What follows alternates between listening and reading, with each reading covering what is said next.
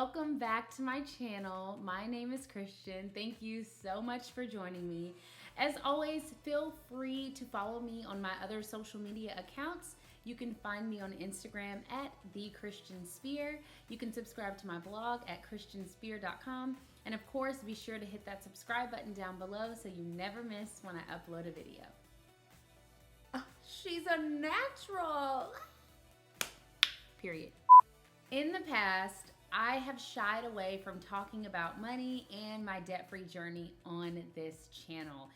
And that's mainly because I haven't been making any progress at all with any of my financial goals. That is a bit difficult to do when you have no income coming in, let me tell you. Here's what I realized though.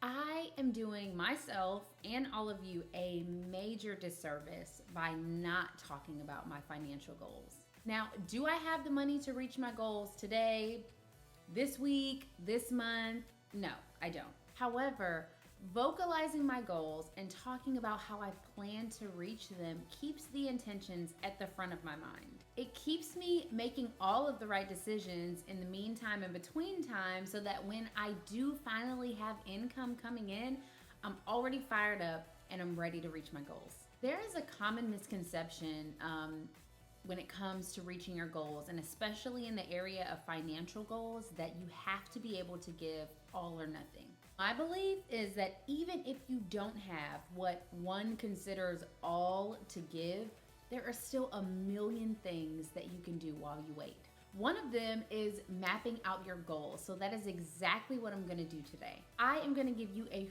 full breakdown of my 2021 financial goals. We're gonna talk about where I am currently and where I'm working to be.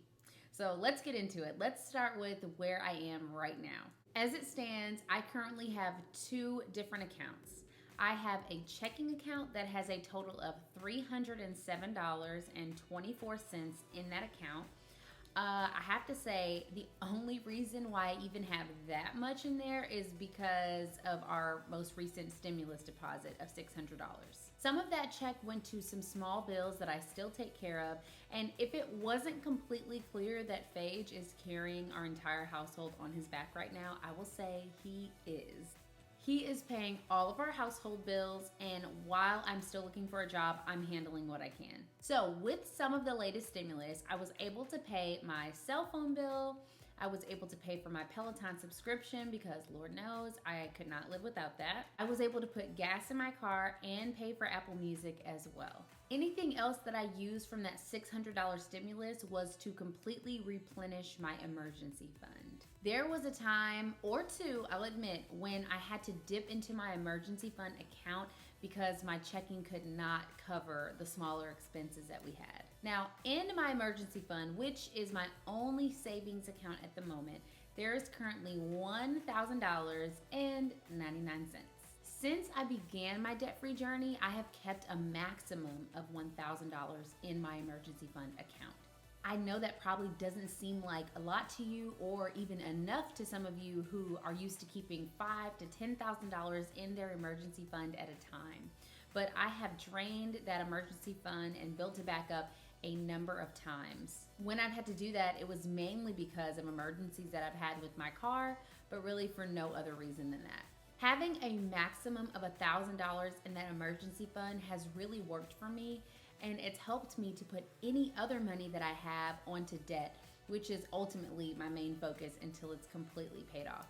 So just a quick recap of what I have in my 2 accounts. In my checking, I have $307.24, and I have $1,000.99 in my emergency fund. Now, I have 2 main financial goals for this year. The first is to pay off all of the remaining student loan debt that I have, and the second is to stack up a fully funded emergency fund. So let's take a look at where I am with both of those goals and what I'll need to do to achieve them. As far as debt goes, I currently have $22,000 left to pay off. In my name, I have $14,071.07. If you have watched any of my previous money videos on my channel, you'll know that my mom also took out a loan for me in her name. It is a Parent Plus loan, and the total on that loan is $16,000. She has agreed to pay half of that loan, which I am so grateful for, and that means that I only have to put $8,000 towards that loan. So let's talk about what I've paid so far. From the very beginning, I was making great progress. 2021 is actually now the 4th year in my debt-free journey. And if I'm being completely honest, it's kind of discouraging to hear myself say that out loud. Because to be quite honest, I thought I would be debt-free by now. When I first started paying debt, I said that I was gonna be completely debt-free by October of 2022. That is the year and the month that I turned 30. Now, once I saw just how much faster I was going, I was like, okay, well, we're gonna do this by my 28th birthday. And when I said it, I set my heart on it, I set my sights on it, and that is what I really wanted to do. And then 2020 happened to all of us. So, you know how it goes. We make plans, God laughs, yada, yada, yada. In the first year of my debt-free journey, in 2018, I started paying off my student loan debts in June. From June until the end of 2018, I paid off just over $7,000 of student loan debt. Now, I was kind of slow to start a little bit, but I was still making good progress. In the second year of my debt-free journey, which was 2019, and so far it's been my best year yet, I paid off roughly $30,000. That same year, I got into a car accident. I was hit by a drunk driver. I had some general car issues, and I was able to handle that and pay roughly $30,000 towards my student loan debt without going into any additional debt. So I'm really proud of how I handled that year and how hard I worked. Now, in the third year, 2020, now this was supposed to be the year that I became completely debt-free. Coronavirus came along and said, pump your brakes, girl. So from January to March of 2020, I was able to pay off just over $14,000 in 3 months. And then, as most of you know, I was laid off from my remote job. So we are now coming up on almost a full year of me being unemployed. In 2021, my 4th year of my debt-free journey, I have not been able to put any money whatsoever on my student loans, unfortunately. After looking at the numbers, I realized I can actually be debt-free within 6 months if I get a job by the end of this week. But this is the perfect time to dig into those student loans because there's no interest being accrued on it whatsoever until September. That is huge. Now, when I take a look at my financial goals, I love to reverse engineer. For instance, I have $22,000 to pay off before I am completely debt-free. That sounds like a lot, but let's reverse engineer it. Let's break it down. If I want to pay this debt off by September of this year, I have 8 months to do so. January is good and gone, so I can start making payments in February. If I break those 8 months down, I see that I have to put $2,750 a month towards my student loans, which then breaks down to $687.50 per week, which breaks down again to just under $100 a day. I can do this, and if I can do this, so can you.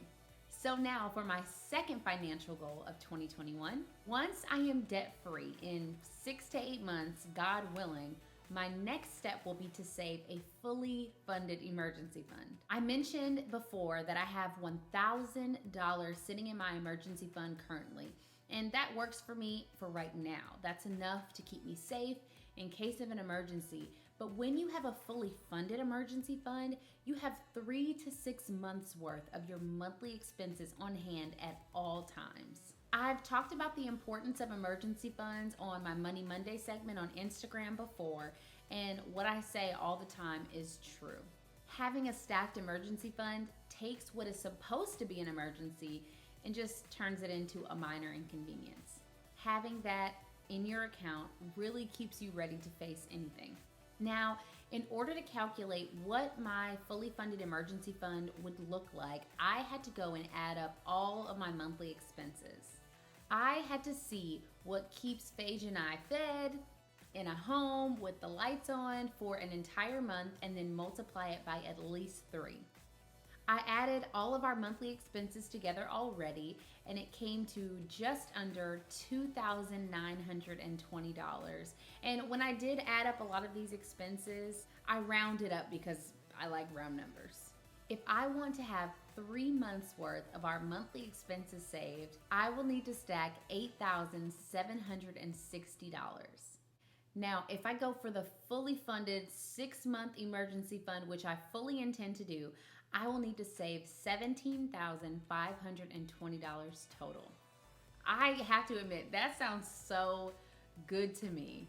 That sounds like safety, security, certainty. It just sounds really good.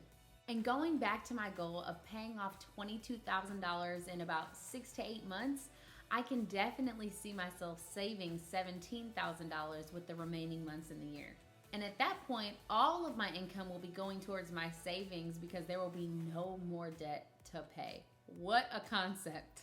Now, I have been applying to jobs left and right, y'all. From corporate jobs to virtual assistant gigs. So I am pretty sure that I will be making some progress soon. I'm excited, and I will definitely keep you up to date on my journey as I go. I'm excited to get started on these goals, and I want to hear what your financial goals are for 2021. Share them with me in the comments, and if you haven't started thinking about what they are, now is definitely the time. You can even use some of my goals to spark inspiration for your own. Figure out where you want to see yourself financially at the end of this year and then work backwards from there. I know you can do it. Thank you so much for watching. Till next time.